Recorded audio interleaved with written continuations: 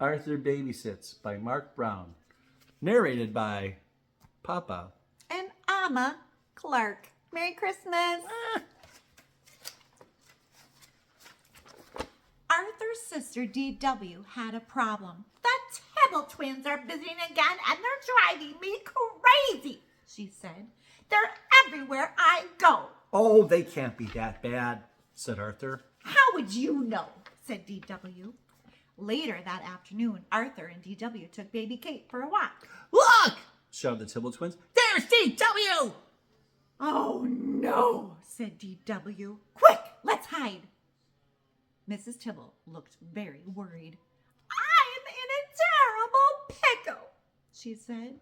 I need a babysitter for my grandsons tonight, and I can't find one anywhere. Arthur can do it, said D.W. He babysits me all the time.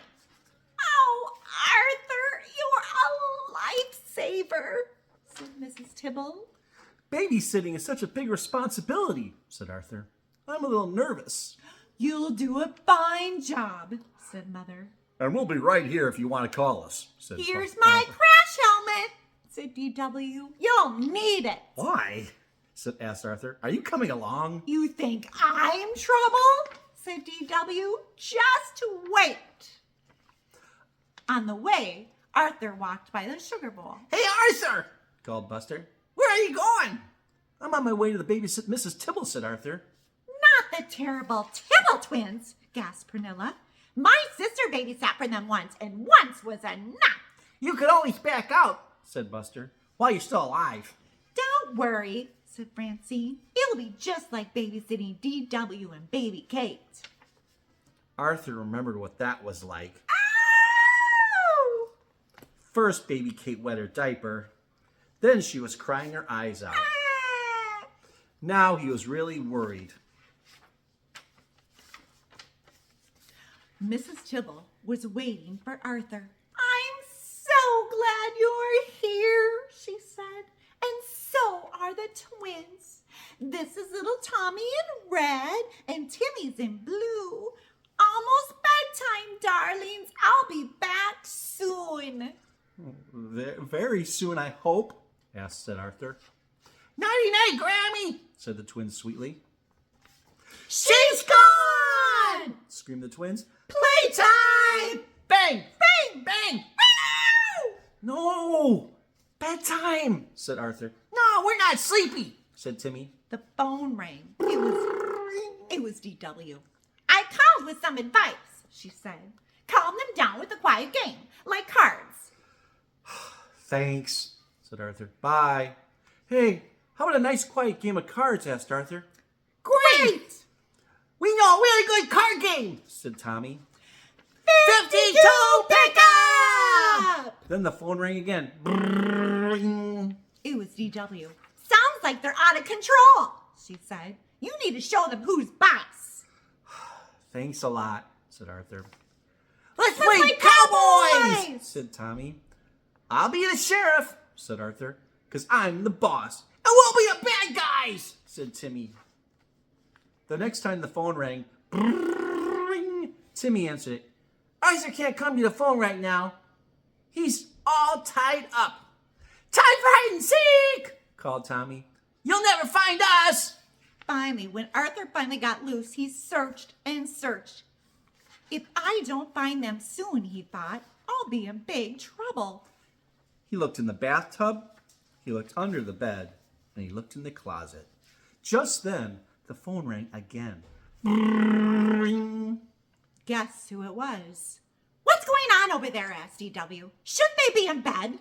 I can't talk right now, said Arthur. I'm looking for the twins. You mean you lost them? Well, shouted D.W.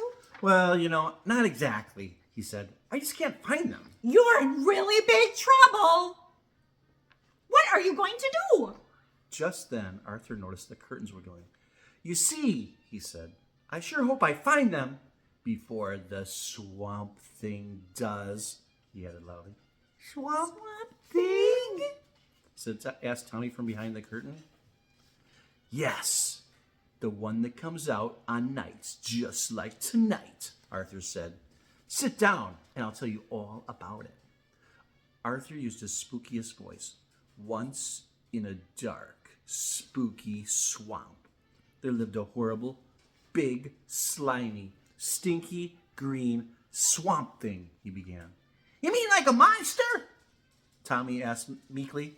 Exactly, said Arthur, with long, sharp teeth. And the swamp thing realized it was very, very hungry, said Arthur. It let the swamp thing in search for dinner. What did it like to eat? Timmy asked in a shaky voice. Boys, said Arthur. Especially twin boys. The twins moved closer to Arthur. The swamp thing began to moan from hunger, continued Arthur, until it came to a big old house, just like this one. I hear footsteps, cried Tommy. It's only your imagination, said Arthur. Want to sit in my lap? Well, just for a minute, said Timmy. Slowly, whispered Arthur. With its big, slimy green hand, the swamp thing opened the front door. I smell dinner, it said as it licked its lips. Help! It's coming in our front door, yelled Timmy. Just then the door did open and the lights went on. I'm home, said Mrs. Tibble, and look at my little angels. Arthur must be a wonderful babysitter. He's not scared of anything, said Timmy. And he tells great stories too, said Tommy. We want to babysit again. The twins hugged Arthur good night. Then Mrs. Twibble paid Arthur and thanked him for doing such a fine job. When Arthur got home, D.W. was still up. You're home early, she said. Did you get fired? No, said Arthur. Babysitting isn't so bad. Mrs. Tibble thinks I'm pretty good at it now.